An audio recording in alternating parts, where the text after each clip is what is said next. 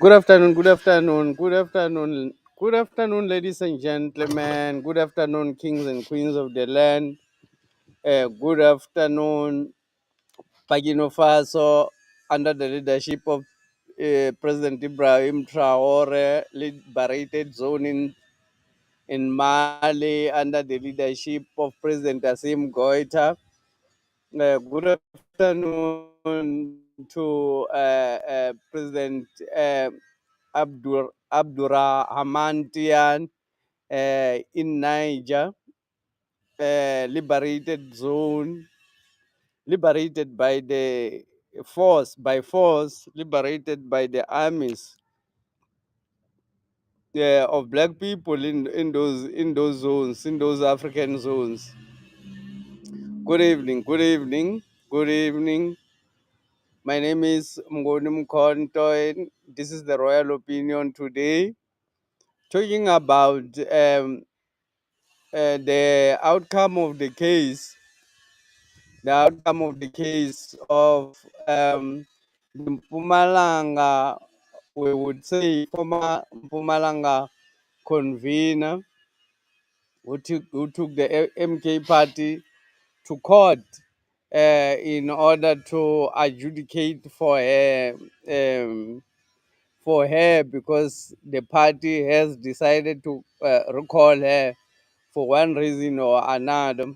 The party has got its own reason why they recall um, uh, Mary Phadi. President Zuma have recalled him and in a place replaced with Advocate Mkhwebane, who recently joined the MK party. Um, so we are talking about that today. We're talking about those court outcomes, and I'll also talk about some lies. Actually, maybe I should just start about uh, some of the lies that the CIC President Julius Malema tells about President Zuma knowingly, being aware that he's lying about it. Knowingly lying about President Zuma is the CIC Julius Malema. So let me just, maybe before I dive deep into the issue that I want to talk about, let me just share this one. It's only 3 minutes, and you hear when the CIC lies about President Zuma, being well aware that he's lying.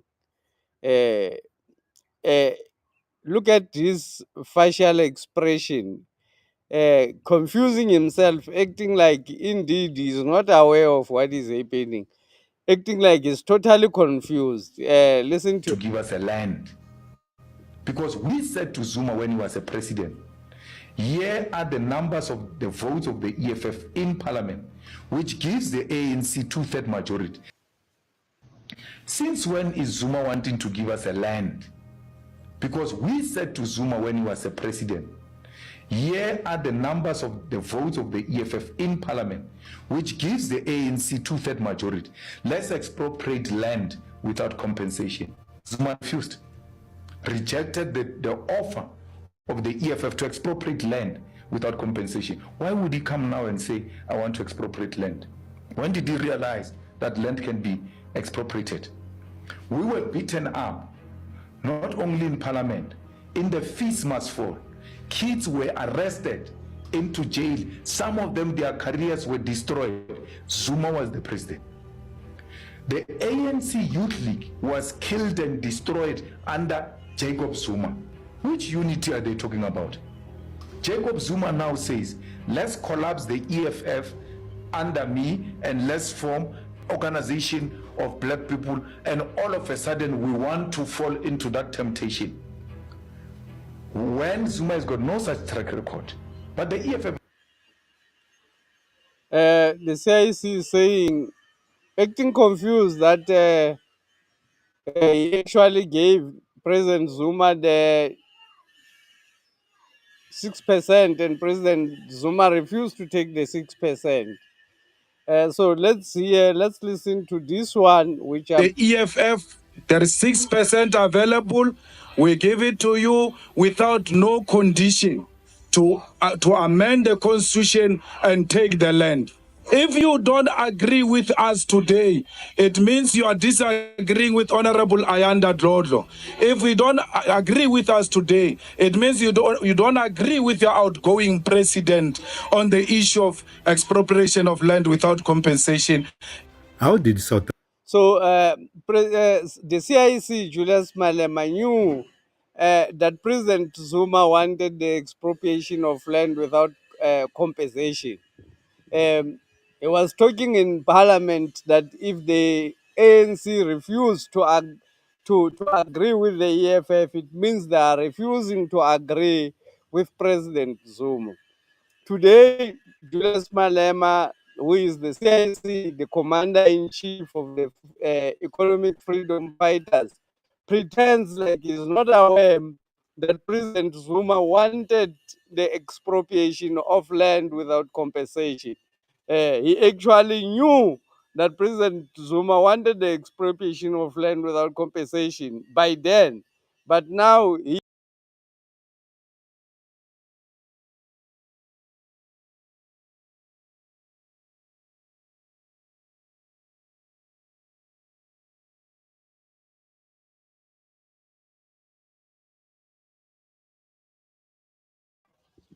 that is Julius Malema. Let's continue. Let me just continue and share this video so that Africa's president, who delivered record-breaking infrastructure development, fall from grace so dramatically? And now, with Jacob Zuma forming the MK party, is his call to unite black political movements a genuine quest for justice or a bid to rewrite his legacy? Welcome back to Inkari It's Time. I'm your host, Gondos. Today we are diving into a divisive and thought-provoking question. Is Jacob Zuma genuinely committed to fighting for the marginalized masses? Or is his newly formed Mkondo Sizwe party a way to regain power and rewrite history?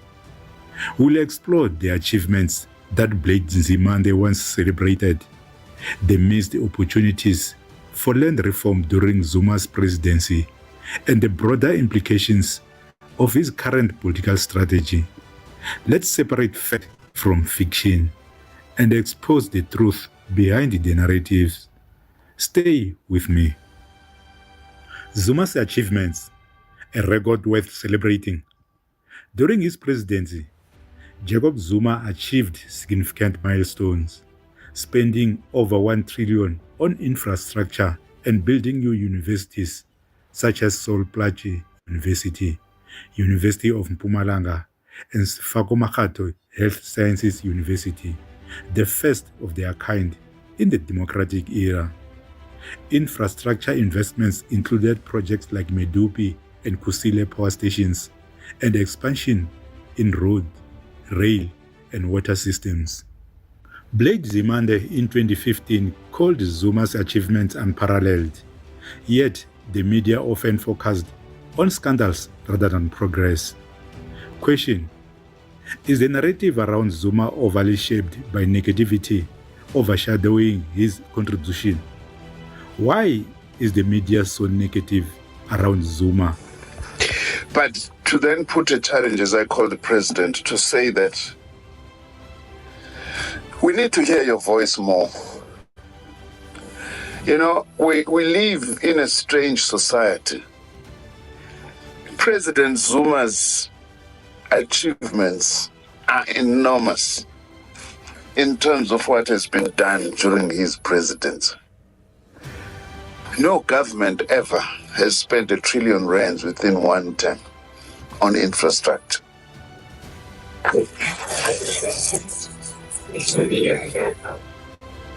Interestingly, also in the area of education, under President Zuma, we now have 3 more new universities, which are the first in a democratic South Africa. That's just amongst the things, let alone the increase in life expectancy because of his decisiveness in tackling the HIV/AIDS pandemic. Yet, at the same time, he is subjected to such attacks by the media. Maybe precisely for these reasons. They missed the opportunity for land reform. Zuma critics argue he had 9 years to advance land expropriation without compensation, but failed to act decisively. Julius Malema and the EFF offered the ANC their 6% vote to say speech flies in the face of Mthembu's sentiment. A single law should be developed to address the issue of land restitution without compensation.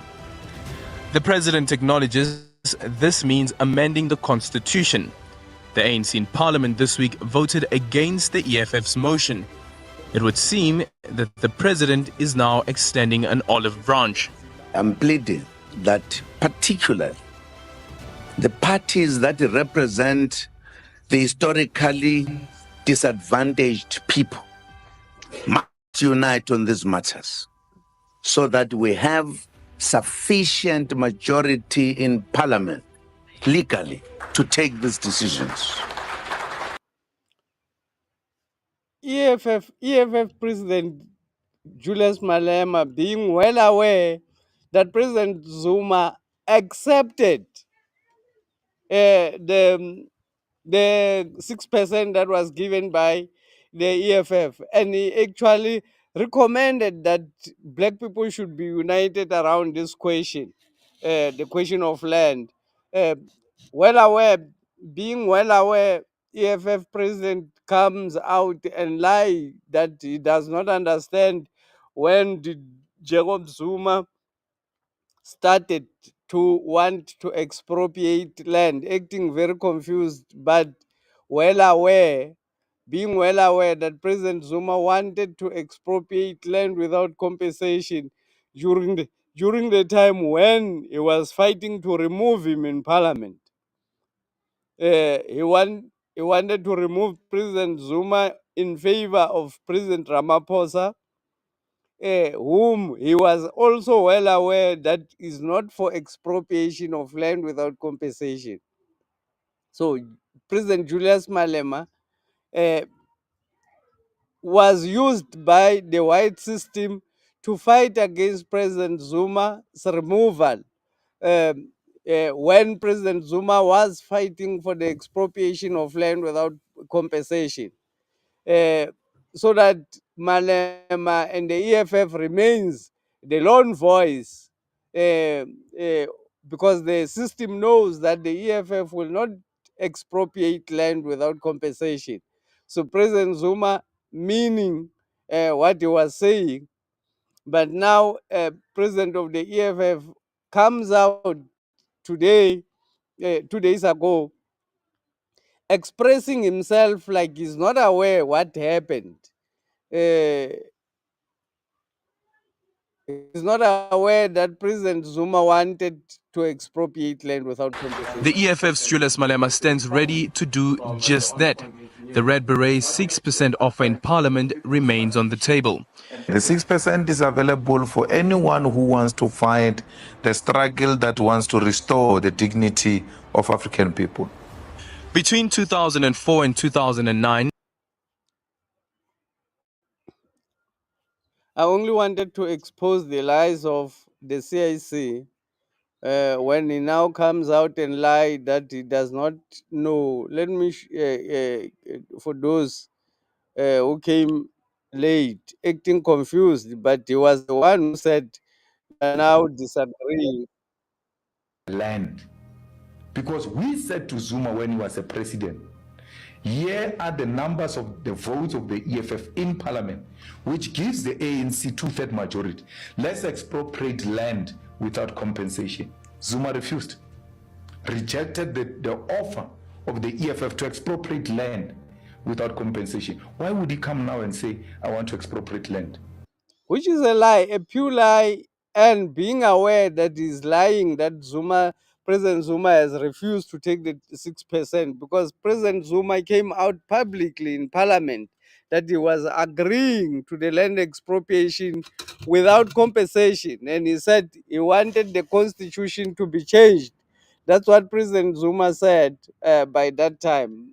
But what I wanted to talk about today, I wanted to talk about the court outcomes of Mama Mary Phadi, Mary Phadi, who was the Mpumalanga, who appointed herself to be the Mpumalanga convener during the formation of the MK party. After the formation of the MK party, what happened is a lot of people volunteered into positions.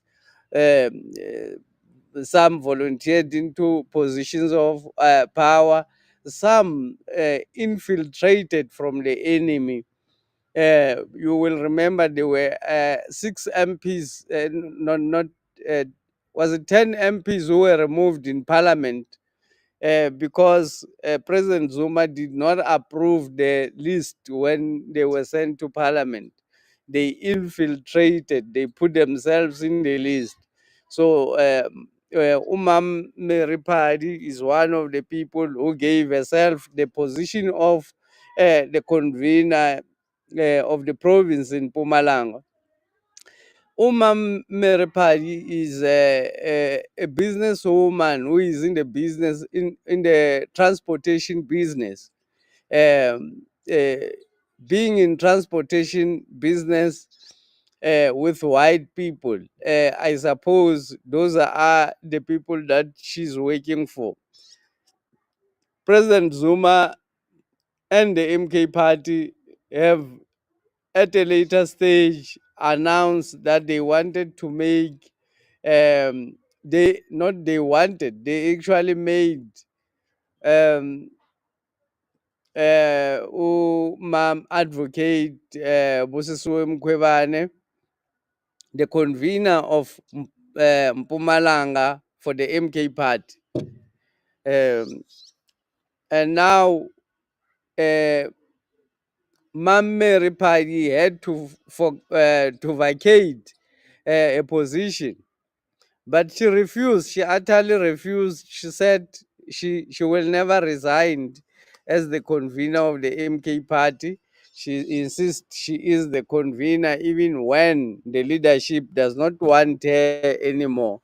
She insisted that she wanted to be part of the MK party until President Zuma and the leadership of the MK party wrote a letter to remove her, to fire her, to remove her from the membership of the MK party because of her refusal to resign. She was fired from the party. She was fired from the MK party by President Zuma. Being fired from the MK party by President Zuma, she went to court to for the courts to adjudicate that she is actually the right convener of the Mpumalanga province. So this is problematic because the whites are for the white system. The courts are for the white system. The courts are white. So you can't, when you go to the white people for them to adjudicate whether you should stay in a revolutionary party or you should go. Obviously, the courts who wants to cause confusion in the MK party would prefer to cause confusion in the MK party because that's what they prefer doing. They prefer causing confusion among the members of the MK party, and they prefer confusion in the leadership of the MK party.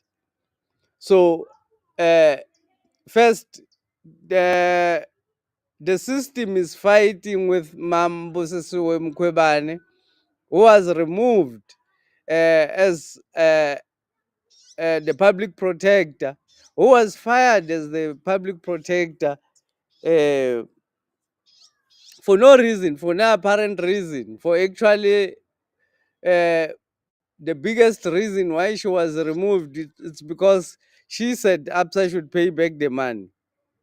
She said APSA should pay back the money that they stole during the apartheid transition to democracy. APSA have merged to become APSA, and they have taken state money over 1 billion, which they did not pay back. So Busisiwe Mkhwebane, Advocate Busisiwe Mkhwebane, when she was the public protector, she came out to say APSA should pay back the 1 billion they stole from black people. That was the start of her troubles. And that is the reason why, at the end of the day, she was removed. To add fuel to the fire, she asked President Ramaphosa 31 questions about the Palapala saga that President Ramaphosa was going through. So she was removed there. So even today, the system is still fighting against her. Wherever she appears, they want to crush her. So they have removed, the court have said Padi should be reinstated, which is totally nonsensical, because you can't, as a court, dictate to political parties which members should lead the political parties. You can't insist when the organization says they don't want this person as their leader. You can't insist as a court that forcefully they should have that person. That is craziness. If that is how courts work, the courts are crazy. It's craziness. If they work like that, it's crazy people. It's craziness, because you cannot uh, be the court and dictate to the people uh, who should be leading them. Obviously, the court belongs to white people. They can't be the one choosing who should lead black people. And the precedence that they are setting is very dangerous, because President Zuma is going to go to the court and ask to be reinstated in the ANC, because he follows the standard. He may keep quiet, he may relax and keep her in the position, um, and go to the court and ask the court to reinstate him in the ANC. They will obviously refuse to reinstate President Zuma into the ANC, but they want to reinstate another person into the MK party whom are not uh, going according to. So how will you trust that person to call into a meeting? How will you trust that person to discuss serious secrets, party secrets, in their presence, when they were actually put by somebody else, when they were put by the courts in in their position? They actually report to the courts. So if they were put by the courts in their position, then they report to the courts. So how will you call them to the meeting, and how will you trust them? Mary Phadi, when she was speaking outside the court, she said the people who come from the EFF, they should not be allowed to come and destroy what she worked hard for. But everybody is new in the MK party. There's nobody. She also come from the ANC. She can't say she had worked hard for anything, because the MK party is just a new organization. It was born. It's celebrating its 1st year. Nobody can claim that they have worked hard for the even President Zuma, who actually went to prison for 10.5 years and went to exile uh, for 14 years in exile, 24 years of his life, 24.5 years of his life wasted fighting against the system. In the ANC, he's got more rights to claim that he is part of the ANC because he went to jail, because he also went to exile, because he became the president of the ANC. So you can't say even like you haven't served the organization even a year. You say you have served the organization too much. We've invested your time in the organization. Then the organization owes you a position. That is craziness from the courts. The judges who comes with such kind of judgments are crazy people. I have to say, there's no logic, none whatsoever. It's only for causing chaos in the MK party. It's only meant to cause chaos in the MK party. But President Zuma is a highly intelligent man. We'll wait for his response. President Zuma has not responded yet to this issue. President Zuma may challenge his expulsion from the ANC in the court using the same court outcomes, because when they do, they never think about the consequences of what this may bring to them. They never think about the consequences of what they think can bring to them. Usually, when they give the outcomes, even when they think they know when President Zuma comes, they will have some other stories, some other technicalities that they're going to talk about and make him fail. But President Zuma will go ahead and expose their hypocrisy. You can't force yourself into a leadership of a political organization. The courts or the judge should be aware of such dynamics. You can't force yourself. It's like in a marriage. You can't force yourself into a marriage when somebody says they don't want you anymore. You just can't. It's not possible for you to stay in harmony, even if the courts can find in your favor. It's you who has to go and stay in that marriage. So you can't force yourself into uh, leadership, into leading people who says they don't want you anymore. Then you are no more representing those people. You are representing yourself and the people who actually sent you to go and represent them. So Mary Phadi, she is now sent by the court to go and serve as a convener of Mpumalanga in the MK party. Does that make sense? Court sends Mary Phadi to become Mpumalanga convener uh, for the MK party.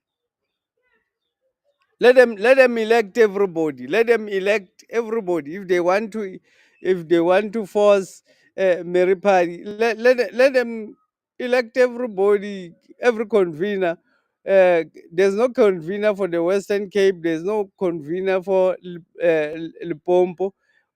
President Zuma haven't yet appointed. Let the courts appoint then, because they seem to want to appoint people into position in the MK party. Nonsensical. The courts are for the white people, it's for the minority. So the minority wants to appoint their own people in the MK party. And it is expected that President Zuma should put up with that nonsense. Padi, who talks against what President Zuma says, because President Zuma have articulated himself that he does not want anybody to say they have been in the party for how long, what. He's told everybody that you can't say somebody is from the EFF or somebody is from the ANC and why are they appointed into position. You just can't say that because everybody else comes from somewhere to the MK party, and the MK party is still at its building stage. So she's forcing herself into the position because she's supported by the white system. She is a businesswoman. She's given business by white people. The business of trucking, you can't get into that business if you don't have support from those people.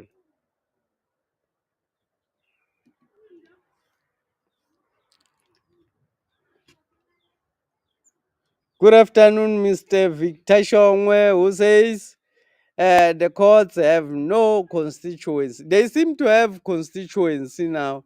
The courts seems to have constituency, and they seem to know who should lead the MK party. Apparently, the courts, the judges know better who should lead, who should be the convener of Mpumalanga than the MK party itself. The MK party have appointed Advocate Busiswe Mkhwebane to lead Mpumalanga, but the courts have said they want Mary Phadi to lead Mpumalanga. Who does the courts represent? Are they still representing black people? Who are they representing? President Zuma formed the MK party in order to liberate black people. He did not form it to give control to the courts, to give up controls to the courts.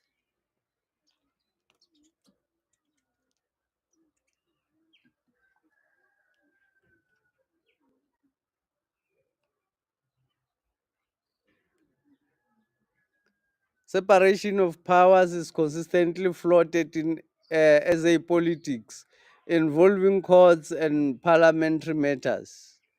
Separation of powers is just a word that they use when they want to things to go in their favor.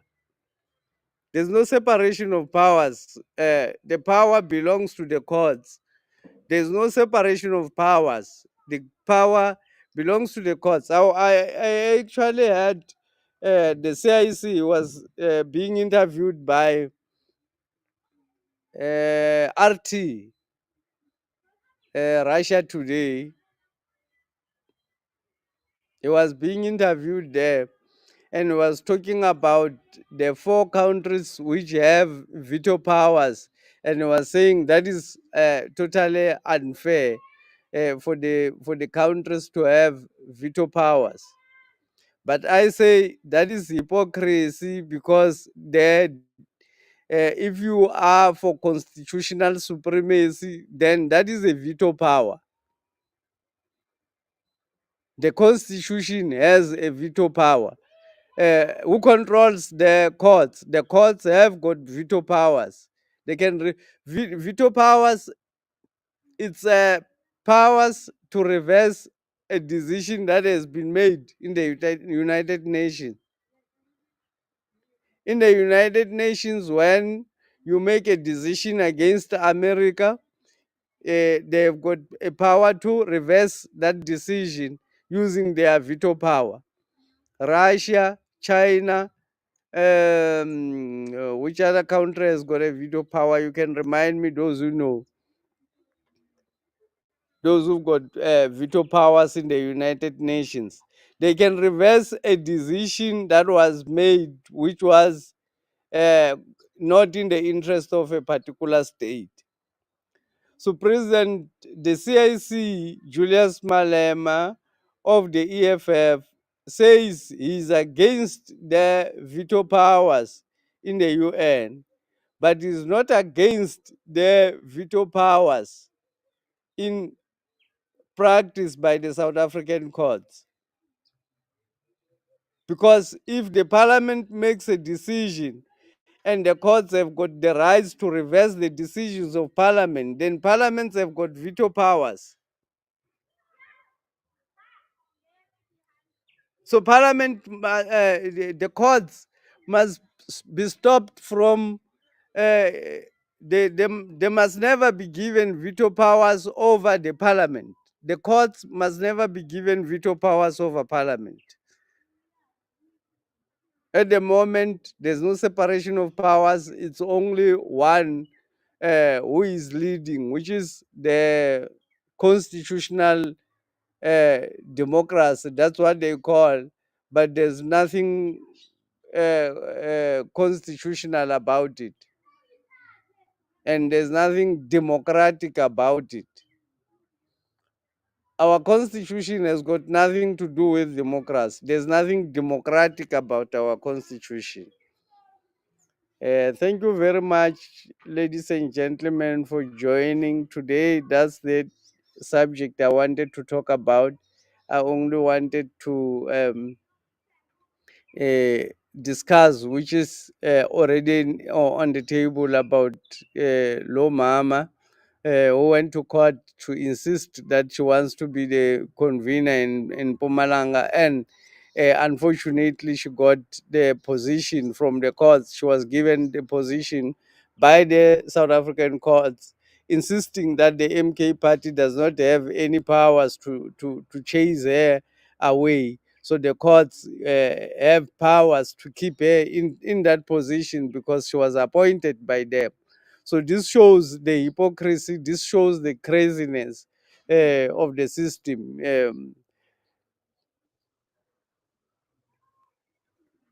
It shows the craziness of the system. So I appreciate Mr. Victor Shongwa. Thank you very much for joining. And thank you very much for everybody who is joined. Click the like button and subscribe.